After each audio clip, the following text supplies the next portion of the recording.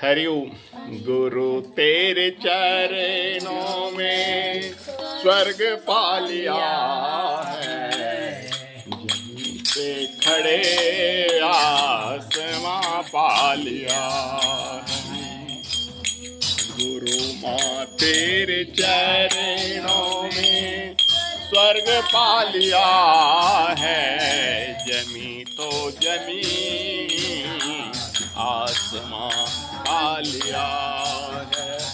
जो मांगा था मैंने दिया वही तो मैंने, जो मांगा था मैंने किया वही तो मैंने। मरुस्थल में मैंने चमन पा लिया है, गुरु तेरे चरणों में स्वर्ग पा लिया है। सतशिव सुंदर तुम हो मनीषी, सवेरे का सूरज तुम हो मनीषी। अंधेरी अमावस में चांद पा लिया है, गुरु तेरे चरणों में स्वर्ग पा लिया है। हंसाया बहुत रुलाना नहीं तुम, बीच बबरे में डुबाना नहीं तुम।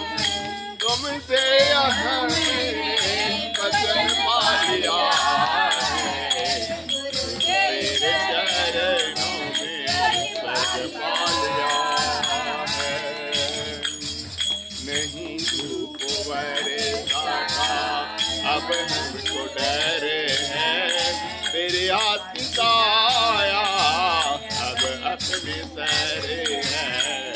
साए में एक आसियां पा लिया है, गुरु तेरे चरणों में स्वर्ग पा लिया है। गुरु माँ तेरे चरणों में स्वर्ग पा लिया। बोले परम पूज्य गुरुदेव की, बोले परम वंदनीय माता जी।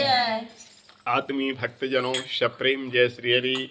आज छठ व्रत के पावन पवित्र अवसर पर हम आपको सूर्य नारायण के व्रत संबंधी दो कथा सुनाते हैं।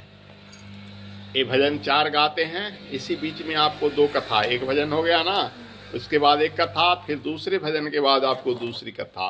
इस सूर्य नारायण का व्रत जिसको छठ कहते हैं, एक कब से प्रारंभ हुआ जानिए। द्वापर युग में पांडवों की पत्नी का नाम था द्रौपदी।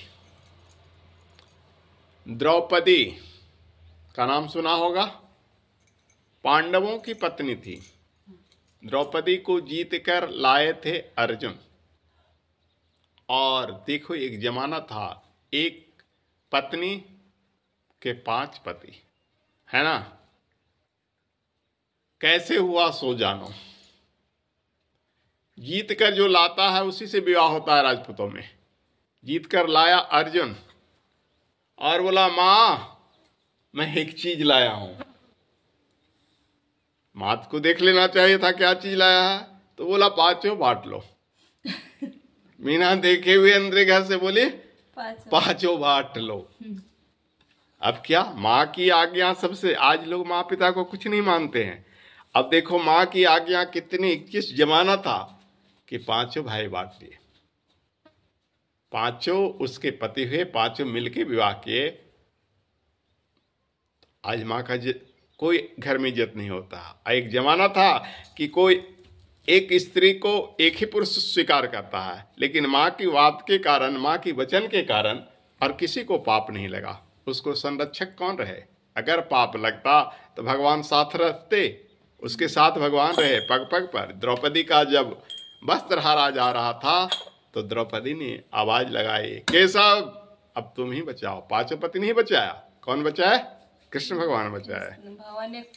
तो सोचो कि द्रौपदी में पावर थी तब ना, शक्ति थी तब ना, सती थी तब ना।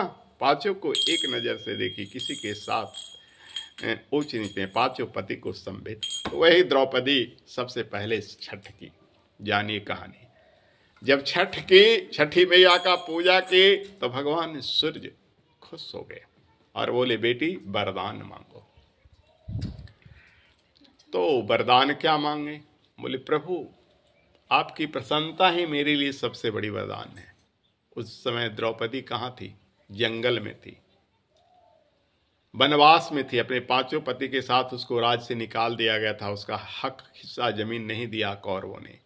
भगवान सूर्य एक बटलोही दिए, तसला जिसको कहते हो ना, उस तरह का एक बर्तन दिए। अब बोले बेटी इस बर्तन में जब तक तुम नहीं खाओगी, पत्नी कब खाती है? घर की मालकिनी कब खाती है? सबको खिलाकर खाती है। जब पीछे खाती है, धर्म ही कहता है जब तक तुम नहीं खाओगी तो इस बर्तन में चाहे लाखों करोड़ों आदमी को, बस वही बटलोही जो छोटा सा बर्तन सूर्य भगवान दिए ना, उसको अक्षय पात्र बोला जाए। जब तक तुम नहीं खाओगी तो इससे लाखों करोड़ों को भी खिला सकते हो। जो सूर्य भगवान का दिया हुआ अक्षय पात्र, उस छठ के प्रसन्नता से खुश होकर सूर्य नारायण ने उसे अक्षय पात्र दिया।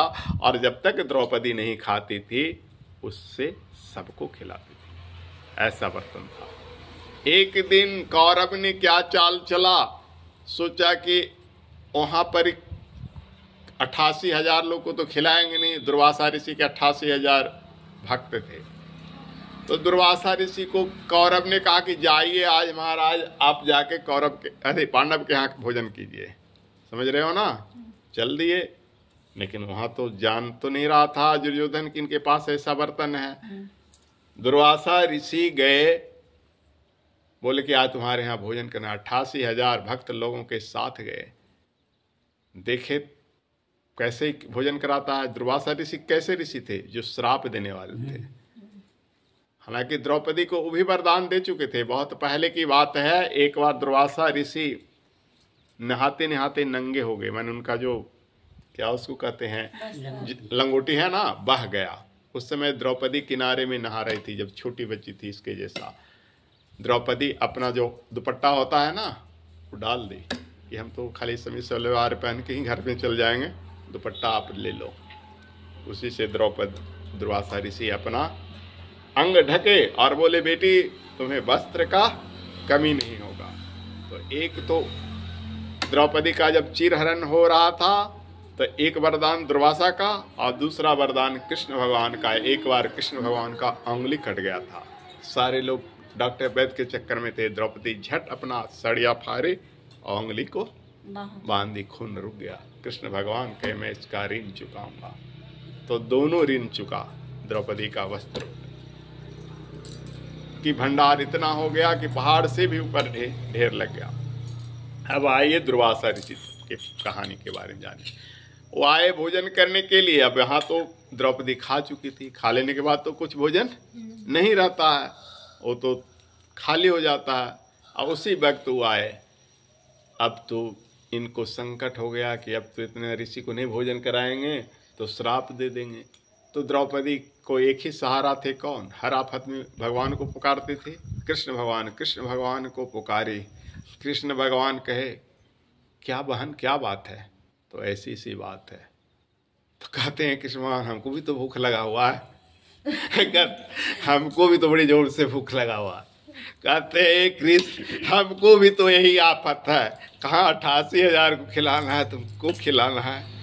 हम तो तुमको इसीलिए याद करते हैं बहन तुम कुछ तो खिलाओ, पहले हमारा भूख मिटाओ तो हम 88,000 के भूख मिटाते हैं। अब तो द्रौपदी फेराम पर गई। द्रौपदी तो वहाँ खाली हो गया था बर्तन।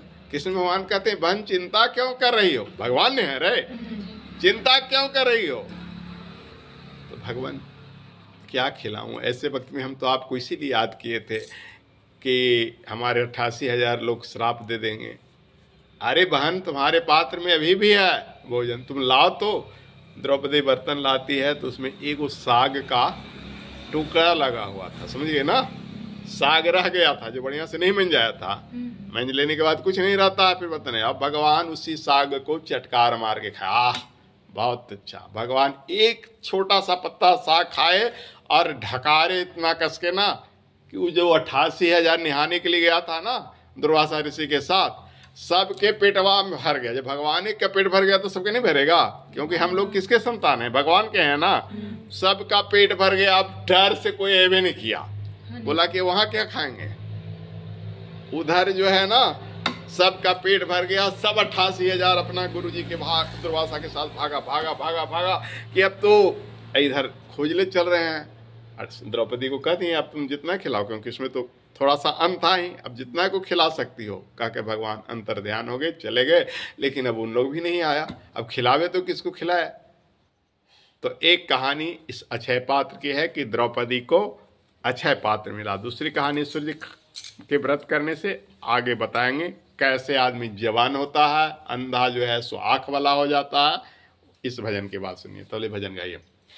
श्रीमन नारायण नारायण नारायण, भजमन नारायण नारायण नारायण, गावा भक्तन नारायण नारायण नारायण। सरयू के तीरे अयोध्या एक नगरी स्वामी, दशरथ कुल अवतारायण। श्रीमन नारायण नारायण नारायण, सरयू के नीरे तीरे सुरंग नचाए स्वामी, कर लिए धनुष बानायन। श्रीमन नारायण नारायण नारायण, सर जाके ताड़े का को मारे स्वामी, मुनि के जग पारायण।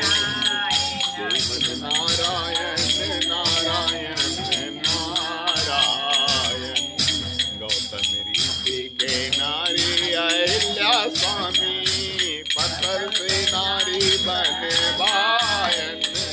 श्रीमन नारायण नारायण नारायण, सीता विवाह अयोध्या में लाए स्वामी, घर घर मंग जय जनकपुर। हाँ, जय जनकपुर शिव धनु तोड़े स्वामी, सीता जी के अचरा पुरायन। श्रीमन नारायण नारायण नारायण, बोलो सीता विवाह अयोध्या में लाए स्वामी, घर घर मंगल गायन। श्रीमन नारायण नारायण नारायण, सबरी के बेर सुदामा के तनुल स्वामी, रुचि रुचि भोग लगाए। श्रीमन नारायण नारायण नारायण, मोर मुकुट मकराकृत कुंडल स्वामी, शंख चक्र गदा नारायण। श्रीमन नारायण नारायण नारायण, यमुना के तीरे गए आचरा में स्वामी, मुक्ति मोरे बजायन। श्रीमन नारायण नारायण नारायण, श्री वृंदावन में रास रचाए स्वामी, सहस्र गोपियन नारायण। श्रीमन नारायण नारायण नारायण, इंद्र जी को पकिए ब्रज ऊपर स्वामी, बरसन लागे सहस्र धारायण। श्रीमन नारायण नारायण नारायण, 7 दिवस जल जब बरसन लागे स्वामी, नक पर गिरिवर नारायण। श्रीमन नारायण नारायण नारायण, दुर्योधन गृह मेवा त्यागे स्वामी, साग विदुर घर पारायण। श्रीमन नारायण नारायण नारायण, लंका जाई रावण सिर तोड़े स्वामी, मथुरा जाई कंस पठारायण। श्रीमन नारायण नारायण नारायण, गज दुर्ग्राह लड़े जल भीतर स्वामी, लड़ते लड़ते गजहारायण श्रीमन नारायण नारायण नारायण। जो भर सूर है रहे जल ऊपर स्वामी, तब हरि नाम पुकारायण। बोलो श्रीमन नारायण नारायण नारायण। गज के तेरा सुने अधुनंदन स्वामी, गरुड़ छोड़ नारायण। बोलो श्रीमन नारायण नारायण नारायण। ग्राह से गजराज उबारे स्वामी, चक्र सुदर्शन नारायण श्रीमन नारायण नारायण नारायण। चारों वेद भागवत गीता स्वामी, वाल्मीकि जी के रामायण श्रीमन नारायण नारायण नारायण। जो यह पद नित दिन गाए स्वामी, माता पिता कुल तारायण श्रीमन नारायण नारायण नारायण। हरि ओम संत तब चरण स्वामी, सुमरि सुमरि भवतारायण श्रीमन नारायण नारायण नारायण। भजमन नारायण नारायण नारायण। गाव संत नारायण नारायण नारायण। बोलो शिव नारायण श्री हरि विष्णु भगवान की।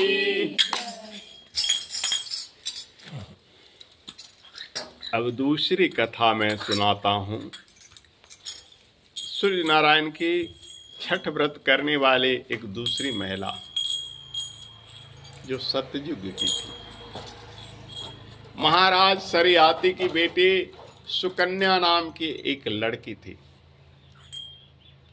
एक ही बेटी थी अपने बाप की, 100 भाई था और बहन एक। तो समझो कि वो कितना बदमाश छोकरी होगी। ऐसे बाप की जो एक बेटी होती है ना, बहुत शौक होती है, क्योंकि लाड़ प्यार मिलता है सबका। वह एक दिन अपनी सहेलियों के साथ जंगल गई घूमने के लिए। तो लड़कपन की मती, बचपन शरारत करना शुरू की। कभी उस बानर को मार दे, कभी उस भालू को मार दे। राजा की बेटी थी, तीर चलाना जानती थी। घूम रही है सखियों के साथ, कभी उसको भी कसुरी मार दे, कभी उसको मार दे। ऐसे घूमते घूमते पहुंच गई एक मिट्टी का ढेर के पास। वहां एक साधु जी, महात्मा जी थे, जिनका नाम च्यवन ऋषि था, तपस्या कर रहे थे। पूरा शरीर मिट्टी के ढेर, यानी दिमक लग गया था, झक गया था। खाली उनका दोगो जो आँख है ना, कटोरे कटोरे, वो दोनों आँख बड़ी बड़ी चना रहा था और जगमग कर रहा था। पूरा शरीर में तो मिट्टी है। तो कहते ए सखी, तो बोलते की सखी, तो देखो ने इसमें जुगनू जैसा कौन सी तो चमकता है। तो कहता है कि तुम ही देखो सखी। तो सुकन्या जो थी सो अखिया में तीर को ऐसे खोस दी, तो उससे खून गिरने लगा। खून गिरने लगा, सो कष्ट हुआ ऋषि को। सो पूरा खड़ा हो गए, पूरा मिट्टी खत्म हो गया। अब तो त्राहि मां शरणागतम, पूरा डर गई। क्योंकि साधुओं से बड़ा बड़ा राजा डर जाता था, तो वो काहे नहीं डरती? क्यों डरता था? श्राप से। पूरा एकदम क्रंदन करके वो चिल्ला कर उठे, कौन है जो मुझको आहत कर दिया? अब सुकन्या रोती कांते अपने बाप के पास चल गई। बाप से जाके लिपट गई। बाबूजी रो रही है, कुछ बोल नहीं रही है। सारी सखियां घेर ली। अब तो अनर्थ हो गया। क्या हो गया बताओ तो बेटी, क्या हो गया? अनर्थ हो गया। क्या हुआ? अनर्थ हो गया। अरे क्या अनर्थ हुआ, कुछ तो बताओ। इतने में आ जाते हैं च्यवन ऋषि। बोले राजा, अच्छी है कि मैं अभी तक तुम्हारे बेटी को श्राप नहीं दिया हूं। देखो तुम्हारी बेटी कितनी शौक है, मेरे आंखों को देखो। अब मेरा कौन देखभाल करेगा? राजा कहता है महाराज, मैं अपनी तरफ से राज की मंत्री संतरी दास दासियां लगा दूंगा आपको देखभाल करने के लिए, पर श्राप नहीं दीजिए। बोलते हैं साधु बाबा श्राप नहीं देंगे, एक ही शर्त पर श्राप नहीं देंगे, जब तुम इस बेटी को हमको दे दोगी। अब राजा को बड़ा प्रॉब्लम हुआ, कहाँ 80 साल का बूढ़ा और कहाँ 16 साल की लड़की, कोई बेटी को बूढ़ा से ब्याह करेगा? बोला राजा बोलो जल्दी फैसला। राजा कहा महाराज दास दासियां नौकर चाकर हीरा जवाहरात राजपाट सब ले लो, पर मेरी बेटी को नहीं मान। एक ही बेटी है मेरा, अपने 100 भाइयों की एक ही बहन है और मेरा तो ही प्राण आधार है। तो बोला कि कैसे नहीं मांगू, हत्यारा कौन है? तुम्हारा बेटी ना, तो जो पाप किया है प्रायश्चित वही नहीं करेगा। आँख फोड़ी है तो यही प्रायश्चित करेगी, अने तो हम श्राप दे देंगे। अब श्राप से तो सब कोई डरता था, राजा महाराजा सब डरते थे। लड़की बोलती है कि पिताजी आप इसको दे दीजिए, अगर ये बूढ़ा श्राप दे देता है तो पूरा राज खत्म है ना, सैनिक वगैरह सब साधु महात्मा के श्राप में फूंक देगा, जलकर भस्म हो जाएगा पूरा राज। इससे अच्छा अगर जलेंगे तो सिर्फ एक हम ही जलेंगे। इसलिए पिताजी आप चिंता मत कीजिए, अपनी देश की अपने राज की सुरक्षा, आप राजा हैं, आपका धर्म है अपने राज की सुरक्षा करना। मैं एक बलि का बकरा होंगी, मैं एक जो लिखा हुआ होगा, मैं तो पाप कर भी किया तो प्रायश्चित भी मेरा ही करना है। आप विधिवत विवाह कर दीजिए इस बूढ़े से मेरा, मैं इनका पापी हूँ, इनका दुश्मन हूँ, इनका सहारा बनूंगी। सुकन्या चले आई कहाँ? विवाह करके ससुराल किनके पास? च्यवन ऋषि के पास। हाथ पकड़कर लेटरिन ले जाती, हाथ पकड़कर नहाती, कपड़ा धोती, सारा जो पतिव्रता नारी को चाहिए वो सब काम करती। एक दिन सुकन्या कपड़ा धोने के लिए गई थी। पहले हर घर में नल नहीं था, खोल दे हो गए ऐसे सब हो जाएगा, पोखर तालाब में। वहां यही अश्विनी कुमार जिसका कहानी कहे ना सूर्य भगवान के वे घूम रहे थे। देखिए बहुत सुंदर लड़की है, बहुत सुंदर लड़की है। तो सुंदरता तो देवताओं को ही, आदमी को ही नहीं, सुंदरता देवताओं को भी मोह लेता है। सुंदर होना सबसे बड़ा खतरा है। तो सुंदर लड़की देखकर दोनों का मन क्या हो गया? डामाडोल हो गया। बोले देवी तुम कौन हो? तो बताइए। मैं महाराज सरियाती की बेटी हूँ, च्यवन ऋषि की धर्म पत्नी हूँ। बोली सरियाती की बेटी, वो तो राजा है, और च्यवन ऋषि बूढ़े की पत्नी हो, तुम्हारा उम्र तो देखो बहुत कम लग रहा है। अरे बूढ़े के साथ चलो, भाग चलो। लड़की को फुसलाने का उपाय की कौन? अश्विनी कुमार, हालांकि वो परीक्षा ले रहे हैं। बोले आपको डर नहीं लगता है? तो बोले किस बात का डर? अगर हम श्राप दे दें तो? औरतों में इतनी दम होता था, इतनी ताकत होता था, इतनी शक्ति होता था कि सती नारी अगर किसी को श्राप दे देगी तो जलकर भस्म हो जाएगा। सती नारी की सत है महान रे, हार गए भगवान, है ना ये गाना ने, सती नारी की सत है महान रे, हार गए भगवान। ब्रह्मा विष्णु में ही इसको बच्चा बना ली थी माता अनुसुईया, इसी धरती पर, तपोवन की धरती पर। तो बोली डर नहीं लगता तुम दोनों छोकरा? क्या दो भाई थे ना, दोनों परीक्षा ले रहे थे। बोले तो चलो इस बूढ़े को छोड़ के हमारे साथ ब्याह कर लेना। बोला कि अभी इसी जल को छींटा मारूंगी और तुमको जो चाहूंगी वो बना दूंगी। मैं ऋषि की पत्नी हूँ, श्राप दे सकती है। तो बोला तो बूढ़ा के साथ क्यों रहे? बहुत तरह से परीक्षा लिए, बहुत तरह से बोले कि मेरे किस्मत में ही था, मेरे कर्म में ही था, और मैं उनकी हत्यारिन हूँ, उनके आँख फोड़ दी तो उनको सेवा करना भी मेरा धर्म है। बोले ऐसी बात है तो मैं तुम्हारा सती धर्म से खुश हूँ, प्रसन्न हूँ, तुम्हारे पति को जवान बना सकता हूँ, मैं देवताओं का वैद्य हूँ।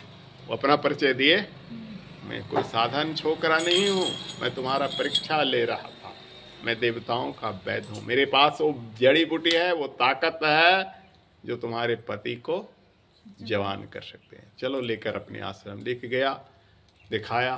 बूढ़ा एकदम जीर्ण शीर्ण, हड्डी पसली सब बूढ़ा का दिखता है ना, मांस सूख जाता है, खाली हड्डी ही नजर आता है। तो देखा कि ऐसे के साथ इतना सुंदर लड़की है, उनको दया आई। बोले कि हम एक वैद्य हैं, दवा तैयार करते हैं, लेकिन कुछ तपस्या भी करना होगा। तो बताए कौन सा तपस्या?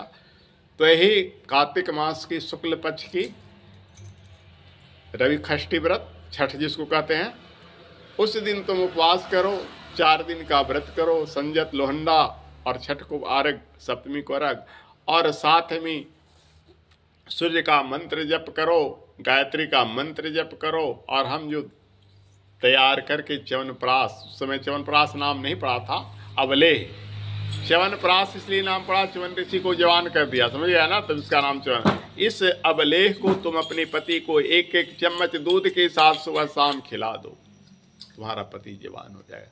वही सबसे छठ की कौन? सुकन्या। इस रवि षष्ठी व्रत का प्रारंभ कौन की? सुकन्या। पहले नंबर इस सतयुग की थी, दूसरे नंबर द्वापर युग आया ना, जो कहानी पहले सुनाए, और दूसरे नंबर इसके बाद की कौन? द्रौपदी। पहले यही की कहानी हम आपको पीछे सुनाए, इसका पहले कौन की? सुकन्या।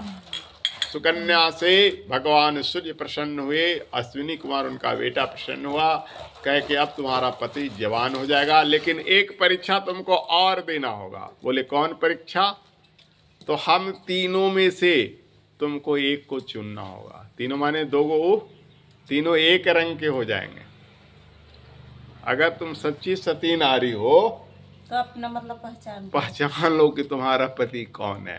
ये तीनों तालाब में डुबकी लगाए, तालाब में डुबकी लगाए और डुबकी लगाए, और तीनों निकल गए एक के रूप में, तीनों जवान के जवान। अश्विनी कुमार तो देवताओं के वैद्य थे ही, तो पहले से ही जवान थे। देवताओं के लोक में कोई बूढ़ा नहीं होता है, देवता का लोक जो है ना, वहाँ कोई बूढ़ा नहीं होता है, सब के सब जवान। दाढ़ी मूछ भी नहीं होता है, देखते हो भगवान के फोटो में एकदम लेडी जैसा, तो सबके सब जवान ही थे। अब तो इसको पढ़ा कि किसको हम पहचाने। फिर बोलती है एक फूल लेके, हे सूर्य नारायण, हे गायत्री माँ, मैं अगर आपका सच्चा व्रत किया हूँ और सच्चे नारी हैं, अगर सच्चे सतीत्व धर्म हैं, अपने पति की सिवा किसी पुरुष को आज तक नहीं चाहे, तो ये फूल उसी पर जाके गिरे, तीनों पर जाके उसी पर गिरा। जो बीच में था कौन था? इसका पति च्यवन ऋषि पर, उसको पहचान ले। दोनों तथास्तु कहकर दोनों देवता अंतर ध्यान हो गए, अश्विनी कुमार और च्यवन ऋषि जवान हो गए। उसके बाद से उस अबलेह का, उस चटनी का नाम क्या पड़ गया? च्यवनप्राश। आज तो सब बूढ़ा खाते हैं, लेकिन जवान कोई नहीं होते हैं, क्योंकि जवान होंगे तो कैसे? न उनकी पत्नी सुकन्या है, सुकन्या जैसी पत्नी मिलेगी तो आज की पत्नी उसको तो 10 गाली देती है। अब आज की पत्नी कितनी अच्छा नारी है, से तो अभी टीवी पर हाल में ही पता चला होगा, देखा है समाचार। पति को काट काट कर ड्रम में भर दिया, ऊपर खुश रहो, ऊपर से सीमेंट डाल दिया। ये वाला कहानी देखा है ना? हाँ।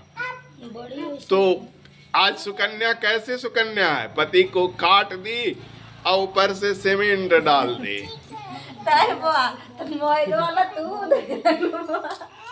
बताओ, बाहरी सुकन्या। एक जमाना था कि जो बूढ़े सुकन्या, बूढ़े से शादी किया और अपने पति को, है ना, अपने पति को अपनी तपस्या से जवान कर दी। अब आज की सुकन्या अपने जवान पति को काट कर जवान छोकरा के साथ भाग जाती है, उससे सीमेंट से भर देती है। तो यही तो जमाना है। तो बोलो वृंदावन बिहारी लाल की। तो मतलब एग्जाम्पल देखो, ये ऊपर भी मिल गए। तो सुकन्या बनूं, ऐसा नहीं कोई बनना है तो कैसा? जिसकी भी कथा सुनाया है, कहानी सुनाया है, वैसा बनना है। अब चलो तीसरा भजन। लाग रे लगन ओ माँ एक तेरे नाम की। बैठ जाओ यहाँ पर ही, व्यासपीठ पर बैठने में दोस्त लिखता है, समझ गया ना? जब सत्संग होता है तो यहाँ बैठो। लाग रे लगन ओ माँ एक तेरे नाम की, एक तेरे नाम की माँ, एक तेरे नाम की।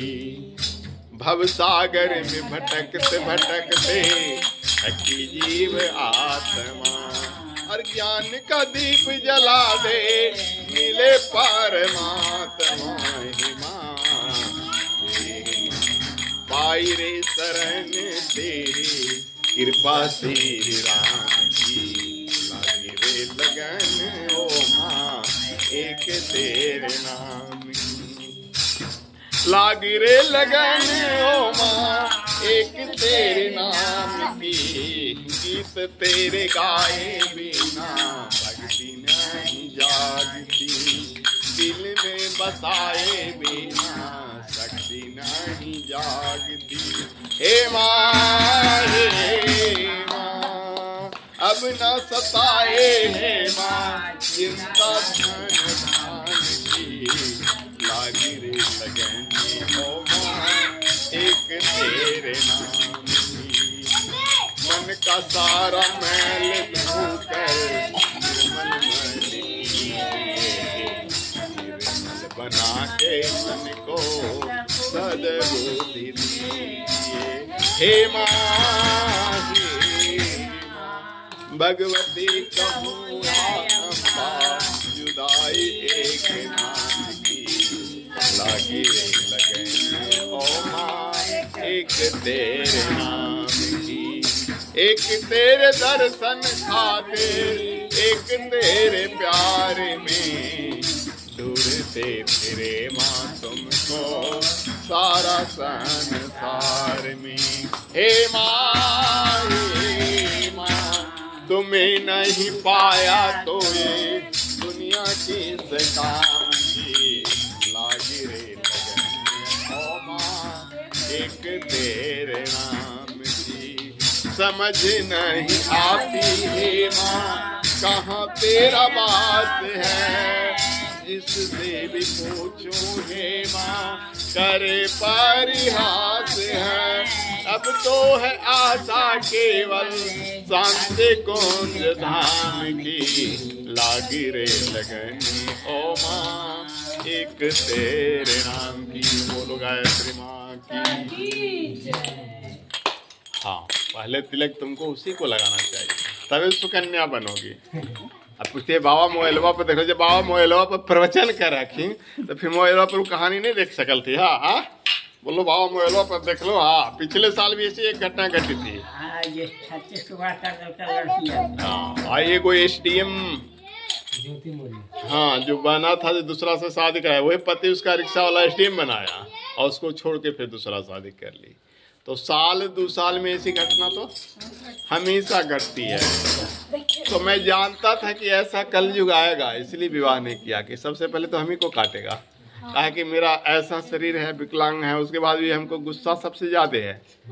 आज की लड़कियां गुस्सा बर्दाश्त करती है, नहीं करती है। हमारा गुस्सा तो इतना खतरनाक है, जैसे परशुराम का गुस्सा है, दुर्वासा का गुस्सा है, तो वैसा गुस्सा है। तो सबसे पहले कत्ल तो हमरे करती है ना, काट काट कैसी भर देती। तो इससे अच्छा भाई की शादी नहीं करो।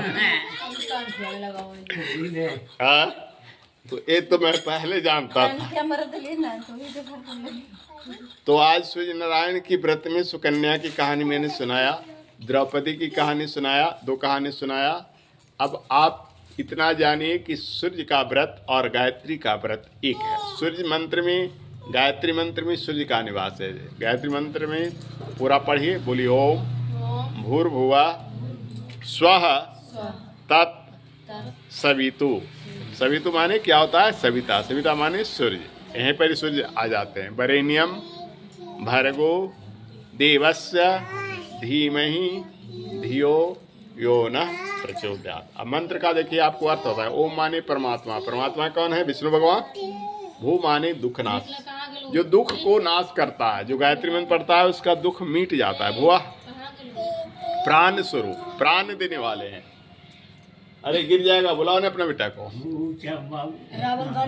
स्वा माने डांट के उसको बुलाओ, गिर जाएगा तो। सुख देने वाले। तत्व माने उस पहाड़ पर चढ़ गया हो। सवितु माने सूर्य के समान तेजस्वी। ध्यान दो, जो गायत्री मंत्र जपता है उस सूर्य के समान तेजस्वी होता है। वरेण्यम माने श्रेष्ठ, वो श्रेष्ठ हो जाता है। भार्गो मतलब, हल्ला कम करो, भार्गो मतलब पाप नाशक। देवस मीन्स दिव। धीमी धारण करें। धियो माने बुद्धि, यो माने जो न हमारी प्रचोदयात् प्रेरित करे। यानी गायत्री माता से प्रार्थना की गई है कि उस प्राण स्वरूप दुख नाशक सुख स्वरूप से तेजस्वी पाप नाशक देव स्वरूप परमात्मा को हम अंतरात्मा में धारण करें और वह परमात्मा हमारी बुद्धि को सन्मार्ग पर प्रेरित करे। तो गायत्री मंत्र जपने से सूर्य के समान तेजस्वी होता है। वह जहाँ भी जाता है उसको देखने से, उसके आंखों में आंखें डालने से सारे रोग और भूत प्रेत खत्म हो जाते हैं। वो जहाँ भी जाता है उसकी छाया से शांति मिलती है जो गायत्री की साधना करता है, और वहाँ जम टिकता नहीं। तो ऐसी सूर्य का शक्ति गायत्री मंत्र में है, इसलिए सूर्य को जब भी अर्घ्य दीजिए तो गायत्री मंत्र जरूर पढ़ लीजिए। चलिए विष्णु का वंदना के साथ समाप्त करते हैं। श्रित कमला कुच मंडल घृत कुंडल एक कलित ललित बनमाल जय जय देव हरे। दिन मणि मंडल मंडन भव खंडन मुनि जन मानस हंस जय जय देव हरे। कालिए विषधर गंजन जन रंजन यद कुल नलिंदिनेश जय जय देव हरे। मधुमुर नरक विनाशन गरुड़ासन सुर कुल केलि निदान जय जय देव हरे। अमल कमल दल लोचन भव मोचन त्रिभुवन भवन निदान जय जय देव हरे। जनक सुता कृत भूषण जित दूषण समर समित दस कंठ जय जय देव हरे। अभिनव जलधर सुंदर घृत मंदर श्रीमुख चंद्र चकोर जय जय देव हरे। तब चरणे प्रणताम भयमिति भावै कुरुकुशलम प्रणतेषु जय जय देव हरे। श्री जय देवक बेरित मुदित मुदम कुरुते मुदम मंगल मंजुल गीतम जय जय देव हरे। बोलो विष्णु भगवान की, बोलो वेद माता गायत्री की, परम पूज्य गुरुदेव की, वंदने माता जी की, भगवान कपिलेश्वर महादेव की। बोले श्री हरि विष्णु भगवान।